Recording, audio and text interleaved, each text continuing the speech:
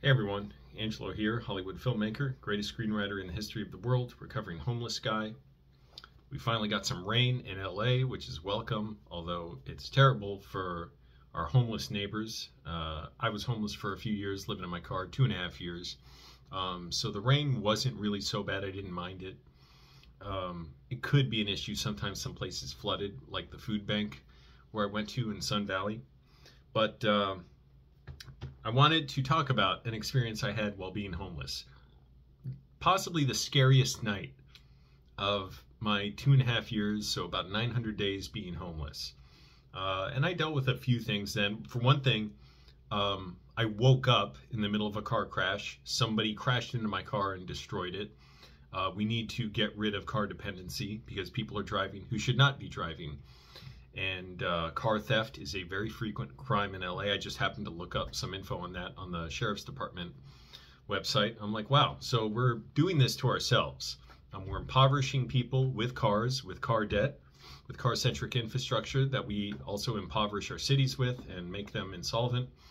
And we have to keep building out further and further to accommodate the space required for private vehicle travel. And we end up building out to places like Altadena and the Pacific Palisades, which have both burned with fires and are still burning right now, and thousands of homes and structures have burned. And this is a policy decision. Like, we could build more dense housing in areas that aren't as fire prone. And by the way, that, like, I know a lot of that, and then it was kind of put more in focus to me with a video from Adam Conover recently. So he's really good on that stuff. Check him out. Adam Conover, he's a comedian, an activist in LA. He did a show, Adam Ruins Everything, which was kind of popular, and he's still doing very active. So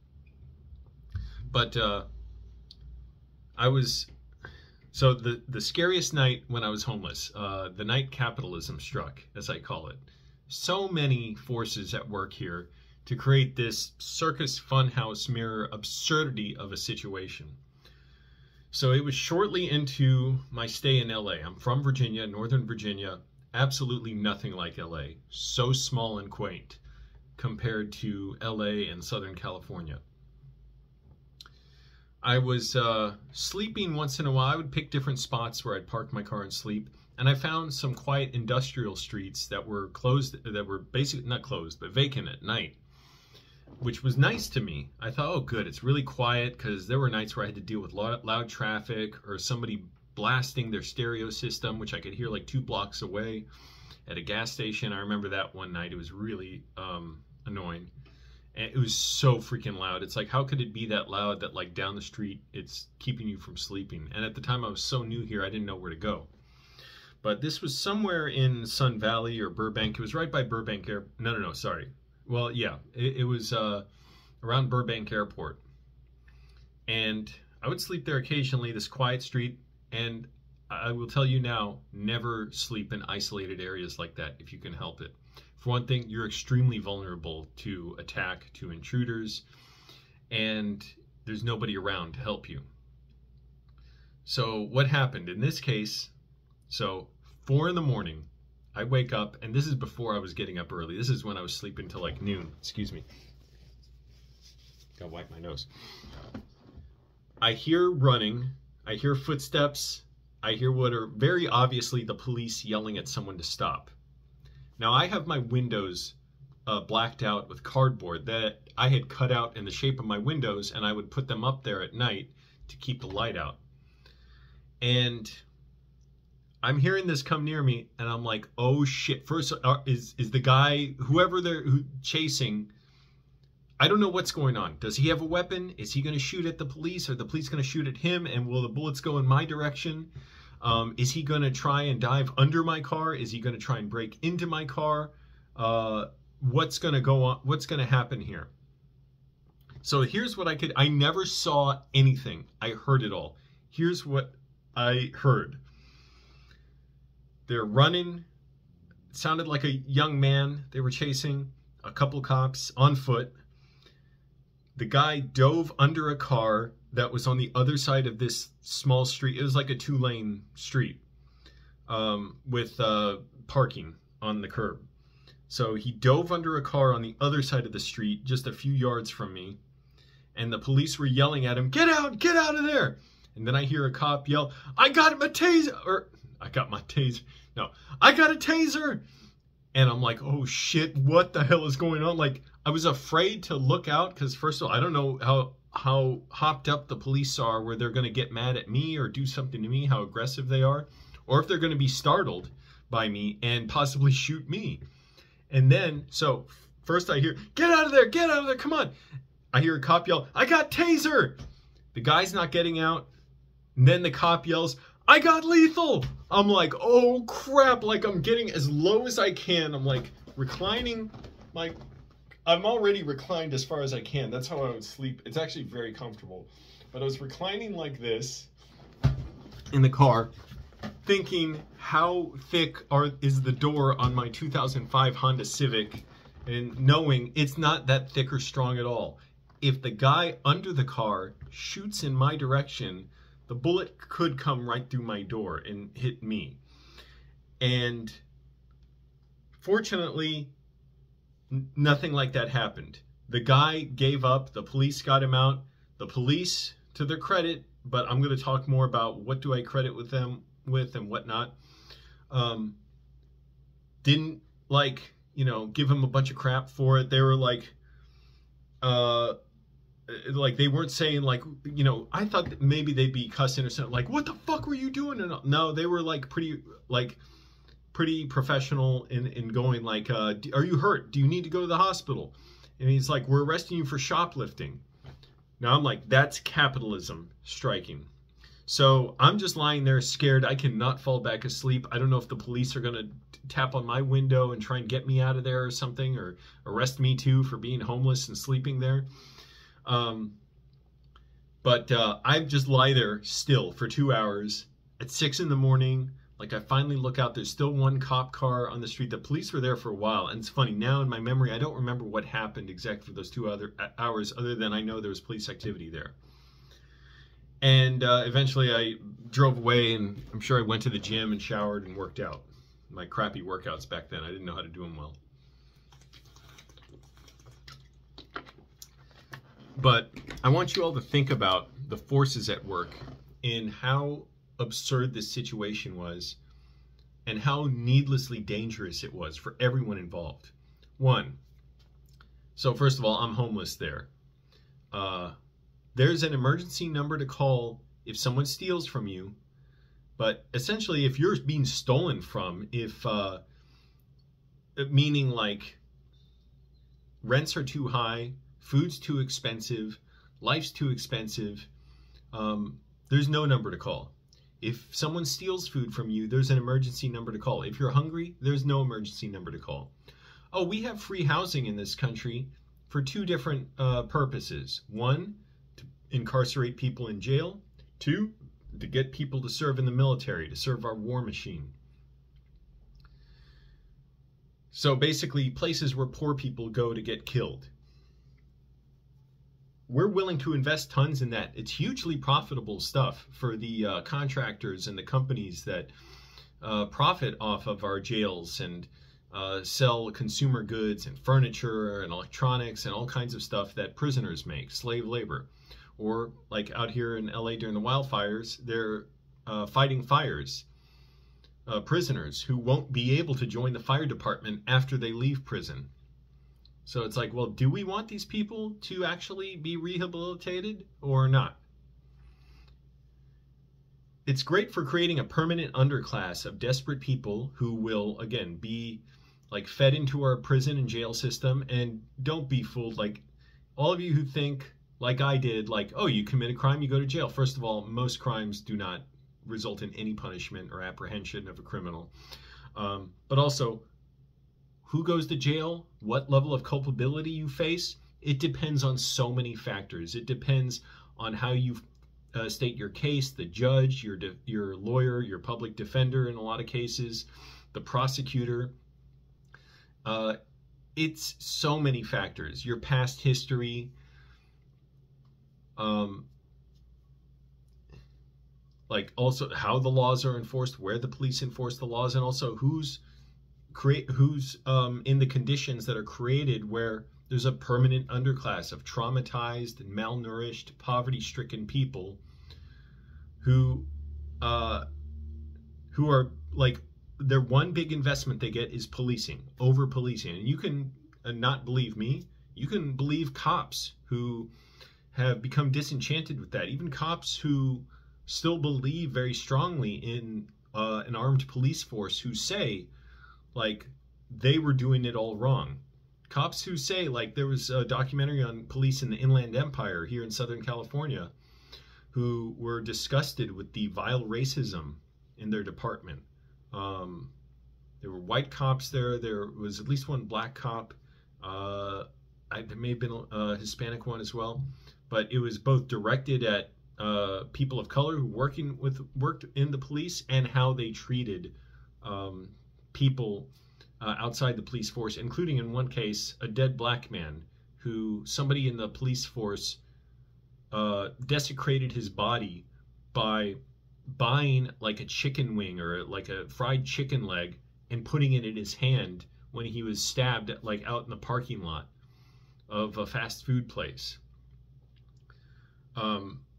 Sorry, that's so grisly, but there are all kinds of examples of just the systemic inequity that creates a population that we just look at as criminals. We love to villainize as criminals, and we don't want any of them moving into our neighborhoods. We don't want affordable housing because white people in their single-family homes, where their very car-centric infrastructure allows them to move further and further away from job centers, move out of the inner cities, disinvest from those inner cities, but then white people are able to afford homes, even fewer and fewer we see now, and drive their cars, cutting through poorer neighborhoods, black and brown neighborhoods, with freeways that were built over their homes, just flatten their homes.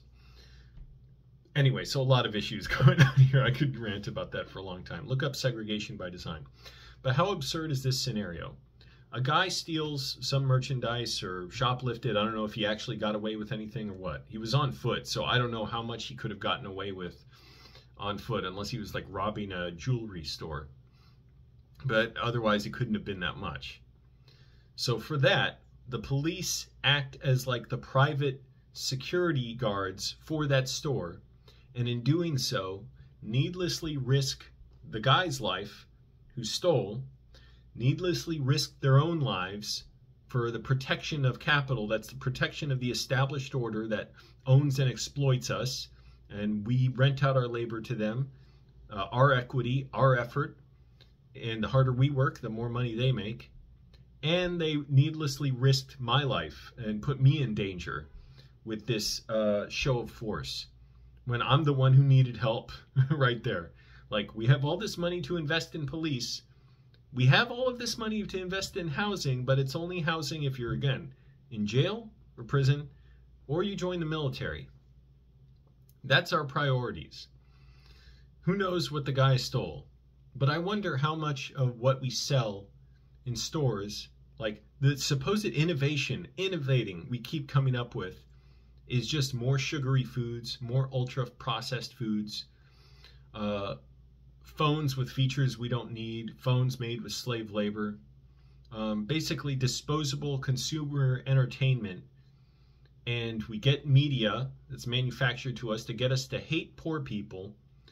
So we look away from what rich people are doing to create poor people, and none of us wants to oppose this system or speak up against its excesses and abuses, even though I think it's all excess and abuse, but the more egregious, explicit types of abuse: sexual harassment in the workplace, racist abuse, discrimination against people with disabilities, discrimination against LGBTQ people, xenophobia, all the things we're taught, like as workers, to hate among other workers, so that we never unite and have a worldwide solidarity of workers against our masters and owners.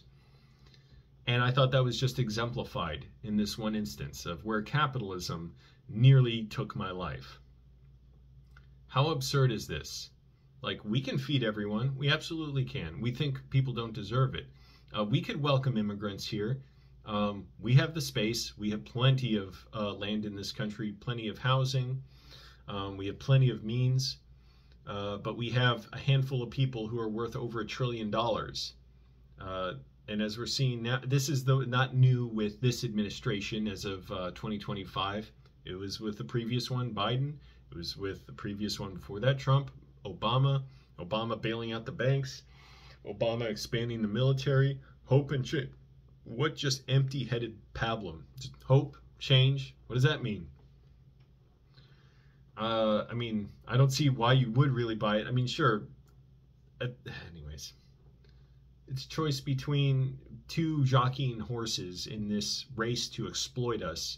And one offers a few more like tokens and tosses a little bit of toys at the people who are being most marginalized, and one accelerates it a little bit more quickly and is just wantonly cruel to them. And meanwhile, we're taught to all hate each other.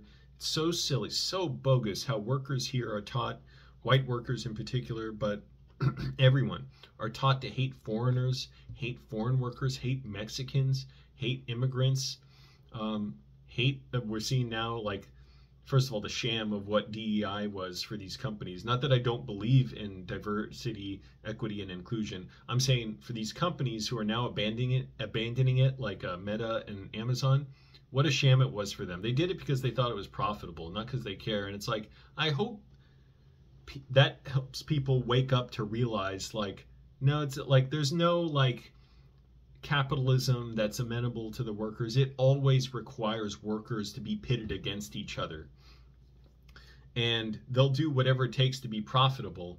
And we're seeing now, oh, they never cared about us in the first place. Like, they'll absolutely destroy us and ruin us. And you can look at more materials about that online. Look, like, go down the rabbit hole, but in a positive way, and learn. You don't have to agree with anything I say. Just be aware of what people say about their own experiences being exploited, being homeless, being sick, being disabled. I've been that too. Being abused at work. I've been that too. Trying to speak up about it. I've done that. And reflect on, oh, are we just fighting each other for no reason? Meaning us, the workers. We're hating workers from other countries. We're hating workers who speak other languages, when we should be in worldwide solidarity. We're neighbors. The people who are threatening us with expansive wars and nuclear weapons, they're the owners. They're the owner class. They're the ones that depend on us to prop them up. The harder we work, the more money they make.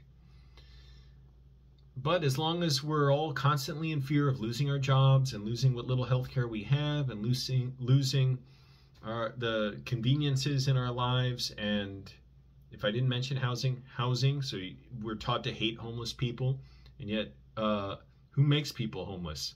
Who's the biggest group of people who are driving up housing prices? Well, one, landlords, two, land developers, but also people who, the landlord lobby, and people who advocate for single family zoning, people who enforce it. And ultimately, who enforces all that? The police. The police are there to protect capital. They're not there to protect us. They protect us to the extent that it gives the appearance that this is order and this is lawful and that we should uphold this system. But think about what challenges this order and what doesn't. What challenges it is people speaking up about their pain and actually uniting in solidarity and getting out of these steel capsules we call cars that isolate us from each other. They build entertainment centers in them now. That's funny. That was a thing before, well, it was a thing I never really got involved with in cars because I always drove older cars. But how absurd is that to me? We think we have to drive. We make fun of people who ride bikes and take the bus and look down on them and treat our public transportation system like punishment for being poor. And yet people drive who shouldn't be driving because we get 42,000 deaths a year from car crashes. And also people don't want to drive so much that they're building entertainment centers in cars. And people are texting and looking at their phones and posting on social media. in their cars while driving. And how much better of a civilization will we have, a society, if we actually saw each other, if we stopped building such car-centric infrastructure, we weren't indebted to cars that we have to work so much of our lives to maintain. And meanwhile, they're poisoning our air, they're poisoning our water, they're stratifying us, they're keeping us from seeing each other, they keep us in gridlock on the streets. And what do people do though? They hate other drivers, but once they see a bike lane or learn of a proposal to install a bus lane, or a metro line, they get furious. And all of a sudden, drivers have this solidarity where they go blind to what other drivers are. They don't see other drivers as traffic. Why? Because they'd also have to see themselves as traffic. Traffic is them. If you drive, you're traffic. If you don't like traffic, stop being traffic. Now, a lot of people can't help that now, again, because of how distant everything is. But we can change that. We can start changing that. I've been car-free for 3 years now, a little over 3 years in LA. It's awesome. LA, for all of Tommy Tuberville's whining and other people who say that the leaders here are incompetent, can't run anything, this myth of individuals being able to make a system or a whole a whole city or a state succeed or fail based on their own competence. There's some validity to that, but for conservatives, that's always the myth of there's no such thing as structural problems. There's no such thing as too much single-family zoning. There's no such thing as over-policing. There's no such thing as disinvesting in our communities, in gentrification. It's on you. You take care of it. And that's a great way of getting you to hate the people that they want you to hate. Poor people, brown, black, Hispanic, immigrant, LGBTQ, and not look at how they're exploiting us by paying us less and less money, by overworking us, by putting us in worse working conditions, by discriminating against us. And then we don't look at them for impoverishing us. We look at the impoverished and say, we're never going to be like them. Go arrest them. We'll put money in the police. The only way you get free transportation in this country, you get a ride to jail with the police and free housing. That's how you get free meals. But otherwise, oh, screw you. You're on your own. We got to prop up a few grocery corporations and agricultural corporations. What's profitable? You could sell poison if it's profitable. And we basically do with the amount of dyes and chemicals and additives in our foods. So capitalism struck that night, and I felt sorry for the police practically. I'm like, you're like bootlicking for this store, whatever store that you probably don't know them. You're risking your safety for them. Like, why? Like, all of your salaries, not only it could pay for so many people to have housing and to have good food, and it could go towards better infrastructure and more frequent bus service, but this is like, oh, sorry, I got distracted. I got sidetracked. But they were also putting me in harm's way. Think about it. Another victim of the system. I don't like saying I'm a victim, but I'm like, we all are in a sense. I don't mean like, I don't know, you know what I mean. Like someone else who I couldn't afford to live, really. And I was just getting by how I could. I'm glad for that. That experience, like overall, not necessarily that one, but like the experience of being homeless, I think a lot of people could benefit from the perspective of it. I don't want people to have to go through it, but I mean like a lot of our leaders, hey, Dan O'Brien, Albert Vera, and Culver City Hall, you all could benefit from that. You could go homeless. A lot of executives could go homeless. You'll be fine. You'll learn from it. I did. I learned plenty. Not everyone would come out a better person for it, believe me. Just because you go through hardship doesn't make you a good person. But it helped. I was already well into progressive ideas at that point. It just helped me, like, wow. It gave me examples of them up close. So anyways, I'm going to get back to my writing. I drank too much sugary, whatever it was, a latte or something today. But it was damn good. It was blue. And be well, everyone. We're finally getting rain here in LA. Let's hope the fires stop, and let's hope we rebuild a little more sensibly than to build a bunch of homes. It's not to blame the homeowners themselves, because maybe if the fires didn't burn them down, it's not like therefore they're more righteous than if the fires burned their houses down. Oh, they shouldn't have built there. I mean, we don't know where ultimately disaster could strike. It could strike where I live. That's an issue that, you know, the people who are urban planners and people who help design, you know, our infrastructure should be looking at sensibly, rather than how do we get people out of the cities and finance away our cities for single family homes where they're not, they're in fire prone areas. Again, it's not to, blame the people. It's like everybody is at risk of something. And if nothing else, we're all at risk of being homeless. So let me know what you think. Hope everyone's doing well. Let's all try and prop each other up, support each other. I am still reading, by the way, so I'll just get a little fun here, a little personal before I take a leak. I'm still reading this, The Night Manager by John Le Carre. Look, he's a great writer. He passed away a few years ago. I've read a bunch of his books, love them. This one definitely is lesser work. Jonathan Pine, the protagonist, he's a dud. The stuff with the bureaucrats, the SBocrats, that's fascinating. And I've got a ton of other books here to read. Looking forward to getting through them. But wanted to get that out there. I've been thinking about doing this video for a while. And I put up a video, I'm sure, when it happened. I don't know. I'm not going to look for it. But I have hundreds of videos up from when I was homeless. So you can check those out. All right, everybody. Let me know what you think. Thanks for watching. Bye.